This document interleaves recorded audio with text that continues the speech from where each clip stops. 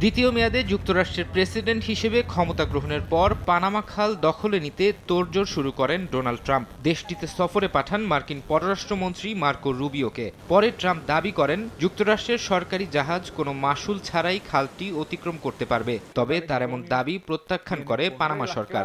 এর মধ্যেই এবার সুয়েজ খালের দিকে নজর দিয়েছেন ট্রাম্প।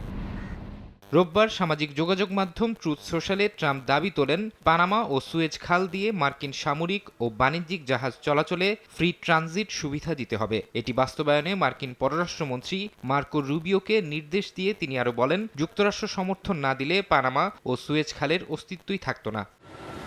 পানামা খাল দিয়ে প্রতি বছর 14,000 জাহাজ যাতায়াত করে থাকে। মার্কিন কন্টেইনারের 40% এ খাল দিয়ে পরিবাহিত হয়। এশিয়া থেকে পণ্য আমদানির জন্য পানামা খাল যুক্তরাষ্ট্রের কাছে অত্যন্ত গুরুত্বপূর্ণ হিসেবে বিবেচিত। অন্যদিকে সুয়েজ খাল দিয়ে প্রতি বছর পারাপার করে প্রায় 20,000 জাহাজ।